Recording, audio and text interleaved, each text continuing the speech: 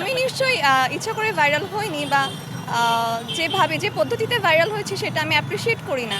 এইজন্য আমার অনুভূতি সেটা নিয়ে আসলে খুব একটা ভালো। যখন আসলে গুজব ছড়ায় তখন তো নিশ্চয়ই ভালোভাবে দেখার মতো সুযোগ ছিল না, পরিস্থিতি ছিল না। অনেক মেন্টাল ট্রমার মধ্যে দিয়ে গিয়েছে। কিন্তু এখন আসলে দেশের মানুষ অনেক ভালোবাসা দিয়েছে আমাকে, এজন্য আমি হয়তো ওভারকাম করতে পেরেছি। আমি ৫টা জুতা মেরেছি, তার আ ফলাফল হিসেবে একটা মজা পেয়েছি। আর আজকে এখানে এসে খুবই ভালো লাগছে। কারণ এই যে আমরা আমাদের ফ্যাসিস্টের বিরুদ্ধে আওয়াজ তোলার সুযোগ পেয়েছি বা এখন কথা বলতে পারছি, এটাই আসলে আনন্দের বিষয়। আসতেই পারতো, তখন যে আসেনি বা তখন যে আমি হুমকির সম্মুখীন হইনি এটা আপনি কিভাবে জানেন? আমি কিন্তু পরবর্তীতে আসতে পারিনি, হয়তো ঢাকায় থাকতে পারিনি, অনেক ধরনের অনেক ঝামেলার সম্মুখীনই হয়েছি। তো দেশ যদি স্বাধীন না হতো, যারা আন্দোলন করেছে তাদের অনেকেই ঝামেলায় পড়তো, তাদের মধ্যে হয়তোবা আমিও থাকতে পারতাম।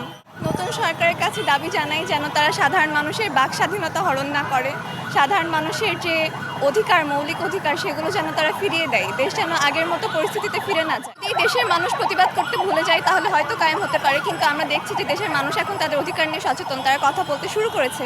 তো আমি আশা করি, মন থেকে আশা করি যে দেশ যেন আবার সেই পরিস্থিতিতে না চলে যায়। যতবার অন্যায় হবে ততবার আমরা রুখে দাঁড়াবো, যতবার আমরা সুযোগ পাবো, যতবার প্রয়োজন পড়বে আমরা ততবারই অন্যায়ের বিরুদ্ধে কথা বলবো। অনেকে আসলে অনেক ধরনের গুজব ছড়ানোর চেষ্টা করেছে, আমার বিয়ে হয়নি বা কিছুই হয়নি, আমি মারাও যাইনি।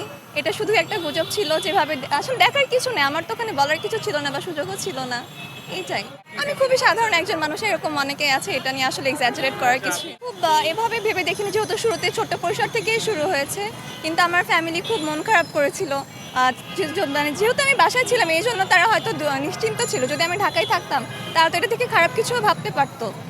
তো বাসার লোকজনই বেশি টেন্স ছিল বা আমার কাছের মানুষজন, আত্মীয় স্বজন, এটা নিয়েই আর কি। আমার বাসা থেকে কোনো প্রেশার ছিল না, আমার বাসা থেকে সবসময় চেয়েছে যেন আমি অন্যায়ের বিরুদ্ধে কথা বলি।